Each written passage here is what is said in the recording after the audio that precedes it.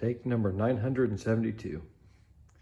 All right, it's riding time again. Time to make some more videos.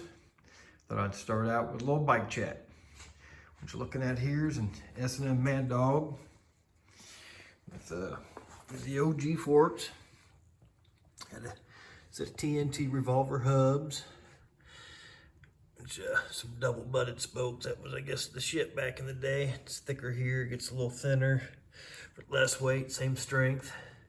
Which, I mean, how much weight you really saving there, but I guess that was a big ticket. So, got the old Rye rims, the chrome cap, because I saved the weight there and add it back in there, I guess.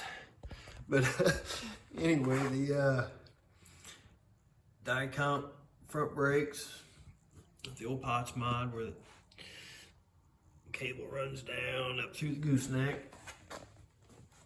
Up this way. Speaking of the gooseneck, it's old Hutch unit with long reach. Got a Hutch headset lock. Back here, how you set that, tighten that up, never come loose. Worked, man.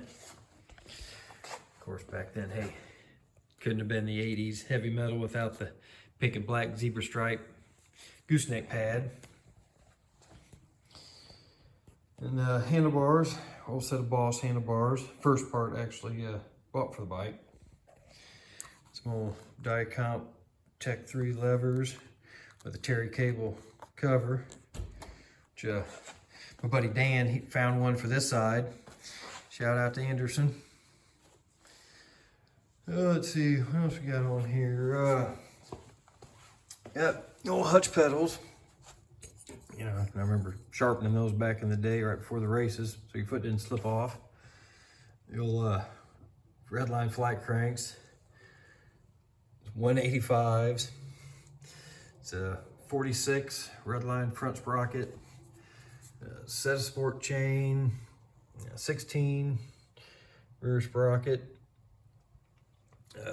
Some Odyssey Pitbull back brakes.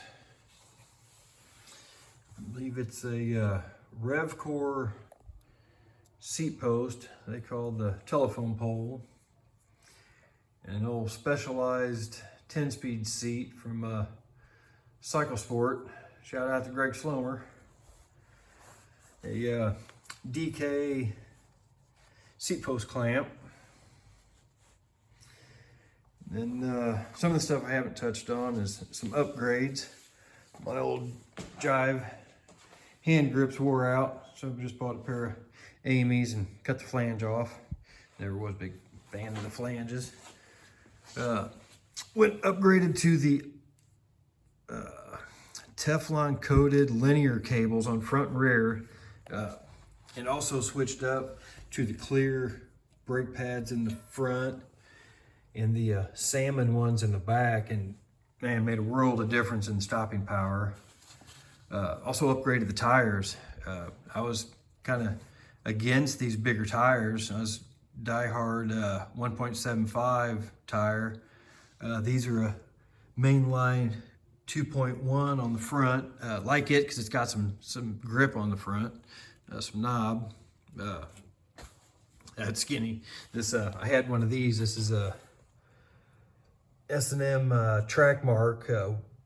What the hell is it? It's a 1.95. I had this on the front and back, riding it this winter, and it just wasn't working, so I put a little grip on the front.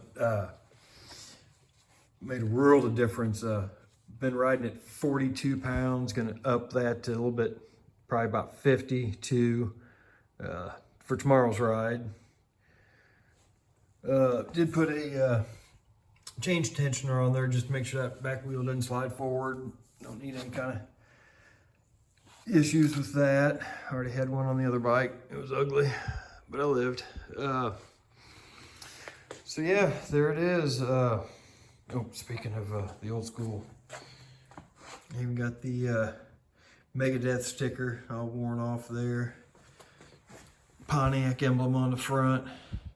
Speaking of Pontiac, shout out to my sis for that. But yeah, there it is. get some more riding videos and post some more.